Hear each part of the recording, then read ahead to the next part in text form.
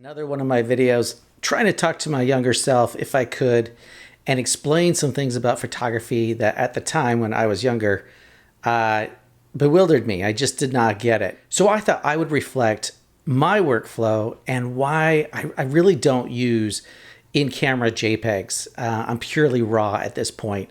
And so here's 4 bullet points to kind of explain my way of thinking in case that might be helpful to you. Reason number 1, most software that you use to import your photos or do anything with your photos at all have presets available, which you can basically create anything you want from as you would have within your camera. And all it is one click. You know, you create it, save it, you click, and it's just so simple to add a preset to any image that I can't really see not just utilizing that over something that gets baked in within your camera. Reason number 2, not every image, in my perspective, should get the same exact edit. For example, there's this image that I took of a bench that had some nice foliage, and from my perspective, to create the right feeling, to kind of complete the image, it really needed a softer look. As opposed to a lot of the other edits that I do where it may be more contrasty. But in this case, contrasty just really wasn't a fit. And so if you already have a profile baking into your camera JPEGs, that really limits your opportunity to adjust your images later, because now you're fighting against that baked in contrast, for example, if that's kind of your normal go-to style. When I first started photography when I was, a youngling, I always just shot JPEG and edited the JPEGs, and I did not understand RAWs. In fact, RAWs really intimidated me.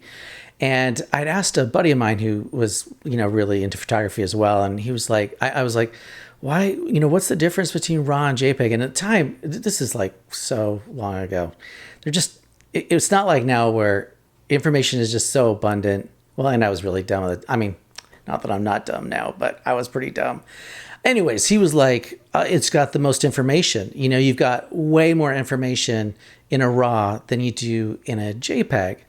And so speaking to that, again, in case you're newer to photography, the advantage is that there's so much more information in that RAW. And that's from everything to the colors, to the gradation, not getting banding.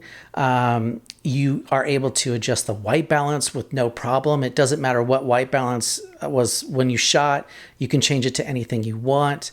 You absolutely have the most flexibility possible with nothing baked in like you do with a JPEG. All right, last one on the list. Editing a RAW instead of, whether you're adding a preset or not, and in my case, I love to add the preset and then adjust from there. You are doing something that's non-destructive. If 10 years from now you decide that your style has changed and what you were doing in the past just isn't really you anymore, but there's an image that you really like, that you've taken, that you want to change, it's no problem because nothing's baked in. You can reset the image and adjust it as it was 10 years prior when you first took that image. So RAW is just so the way to go, and as opposed to, I feel like, baking in a preset within your camera. I think that you're really doing yourself a favor if you utilize presets and editing RAW images as opposed to baking in something within your camera. I think the future you will very much appreciate past you. Anyways, that's my 4 reasons. I hope that might have been helpful to you. This was another journey in my past of, man, I wish I knew what I know now and thought I would share. Other than that, thanks so much for watching. As always, I will see you in the next one. All right, bye.